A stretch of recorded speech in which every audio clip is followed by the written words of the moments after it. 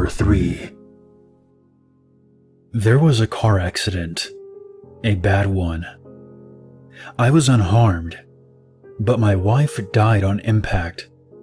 My son made it out alive. I guess you can call it alive. He was pinned by a piece of metal through his groin. Someone at the hospital said it was a miracle that he didn't bleed out. I would have believed them if he hadn't have burned while he was pinned. The fire started under the hood and moved backward. While I stood and watched, helpless, I saw Diane's hair and clothing ignite. Soon after, her skin started to steam and split, and once the moisture evaporated, she began to char. But she had been killed by the accident. This was just extra. Cam, however, was still alive, and he saw the fire coming toward him.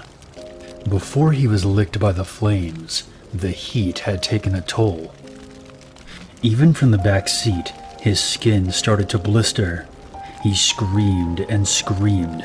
Some of it was unintelligible, but a good portion of it was him begging me to help.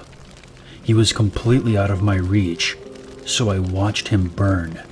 His skin, like that of his mother, steamed as the moisture inside boiled. His hair ignited in a white flash, burning off in seconds. The clothing was next.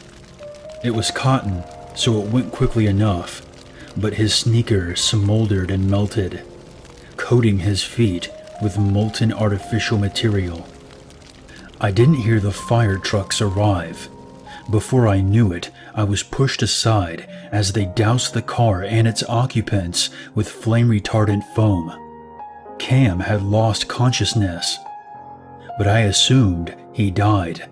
When they found a pulse and saw it open the car to get him out, I couldn't comprehend how he had survived. But I felt something like joy.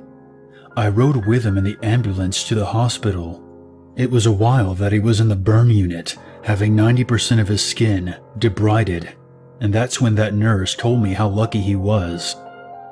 It's 3 years later, and Cam is now 14.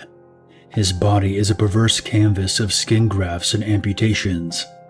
His arms and legs were burned to the bone and had to be removed. While in the burn ward, a staph infection developed in his lower jaw, which also had to be amputated. His tongue and teeth were taken from him too. A large flap of skin was sewn from his chest to the area right below where his nose used to be. Now his neck is forever craned downward.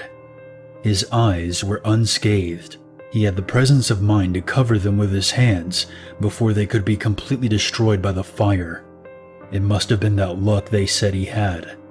Now I can feel the heat of his glare whenever I'm nearby. It's as if he wants to tell me something, but that's supposed to be impossible.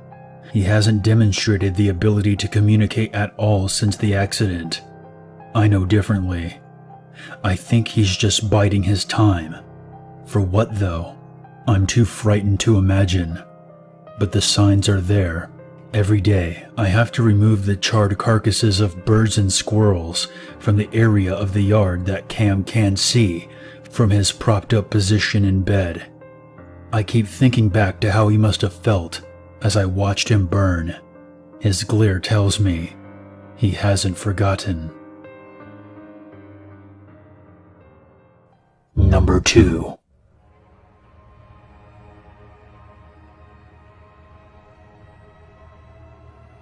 I found a girl while I was out driving my truck. She was lying on the side of a dirt road with her sundress hiked up. I screeched to a halt and pulled over. Her breath was shallow. I tried calling 911, but there was no cell service this far away from town. She wheezed something, maybe a word. I put my ear down by her mouth. I heard her choke out, "In me." Her mouth opened again, but her breathing stopped. She didn't say anything else. I ran back to the truck to grab the emergency medical kit, like I had any idea what the hell I was doing. When I turned back around, she was standing. Her yellow sundress was on the ground around her feet, and she was naked. Her mouth gaped open like she was screaming, and her eyes were closed. Not even closed tight. Closed like she was sleeping. Her mouth opened wider and wider, and I heard pops and crackles, like her jaw was breaking. Her eyes were still closed so peacefully. I stared and thought about approaching her until a gray vomit started pouring out of her mouth. The whole area was dead quiet aside from the splashing when it hit the ground. No bird sounds, no insects, her eyelids unmoving. I backed away toward the truck, fumbling in my shorts pocket for my keys. Her chin was practically at her sternum. The skin of her cheeks was starting to tear. The popping sounds had disappeared. I guess her jaw was completely separated. The gray liquid flooded out of the wreckage of her mouth and pooled in the mud around her bare feet. My butt hit the bed of my pickup as I backed into it. I stood there and watched from about 40 feet away. Her neck extended, just her neck. It pushed upward from her shoulders, the skin elastic and unbreaking. Her spine somehow elongated. The gray fluid splashed harder on the ground as it fell from a greater height. She was easily 20 feet tall at that point, all neck, still growing. Her eyes remained calmly closed. Then, from what I assume was the weight of her top part exceeding that of the bottom, she fell toward me. The gray liquid arced through the air, drenching the ground between us. She scrambled on her hands and knees, trying to right herself as her head ground into the dirt. She grabbed two small thin trees and pulled herself into a standing position, her head and neck slowly rising back upright. I jumped in my truck and tore the hell out of there. I kept one eye in my rearview mirror the whole way down the straight narrow road, watching in horror as the outline of her head rose over the tree line. It was only after I was far enough away from her and she was out of my sight that I looked down and noticed the gray liquid clinging to my ankles. Number 1.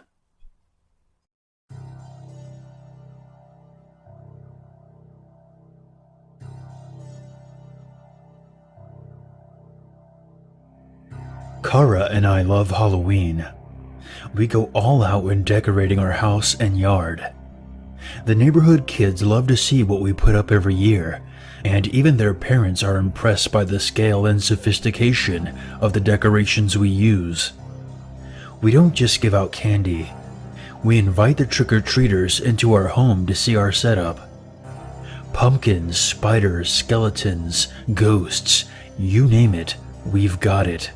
Our local newspaper did a feature on us last year. A safe and spooky spot for local kids. It wasn't much more than a fluff piece, but it felt good to have our work celebrated. A project that Kara's been working on over the last 15 years or so is her Halloween town of horrors. It's the centerpiece of our trick-or-treat trip around the house. The town takes up the whole dining room table, and it's a darker take on those big Christmas villages people like to put out in December. The architecture is very Tim Burton-esque, lots of strange-looking buildings, exaggerated colors, and blood splatters, while the townsfolk lurk in the shadows like little purple zombies and space aliens. As the years have gone by, Kara has taken her Halloween town from a couple of small buildings to the sprawling populous nightmarescape it is today. Neither of us know why we're so attracted to the holiday. I know Kara loves the way summer melts into fall. Our area of the country is known for its gorgeous autumns, crisp air, stunning foliage, and the omnipresent olfactory whisper of spliced apple cider and cinnamon donuts. It's hard to deny the appeal. For me, it's less about the season and more about the romantic notion of Halloween. I guess my excitement is more like that of a child. I love to dress up. This year, I'm Leatherface from the Texas Chainsaw Massacre. I had to tone down the intensity a little to avoid terrifying the children, but I'm okay with provoking a gasp or two. I get some guilty pleasure knowing that my outfit might give a kid bad dreams for a few nights. When I told Kara, she laughed and called me a bully. She loved the way my costume looked though. This year, Halloween came and went, and we had a blast. My Leatherface costume was well received, but Kara's Halloween Town was the huge hit. Even adults from around the neighborhood came over to take a look. Kara loved the attention. She wanted to be an artist growing up, but sadly, it wouldn't pay the bills. As we cleaned the house, Kara picked up one of the townsfolk dolls. Its clothing had a little tear that needed to be fixed. Sighing good-naturedly, she gathered the rest of them into their box. I love those dolls.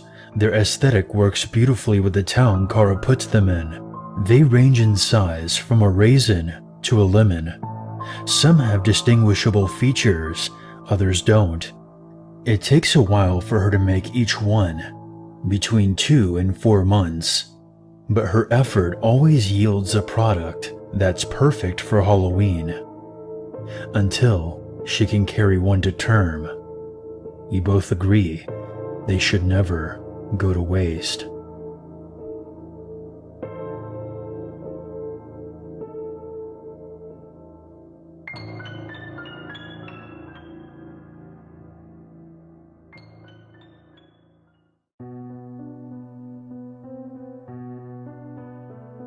Hey guys, Unit 522 here, and I want to thank you very much for watching my video. I would appreciate it very much if you would share, like, and comment, and if you're new to this channel, become one with the Unity by hitting the subscribe button. If you have a scary story or experience that you want featured on this channel, you can always send it to my email or post it on the Free Horror Stories subreddit. The links for those can be found in the description below. If you would like to help out this channel even more, consider a PayPal donation. And for more updates, be sure to follow me on Twitter. There's nothing wrong with a little darkness in your life, as long as you never forget, there's always a reason to be afraid.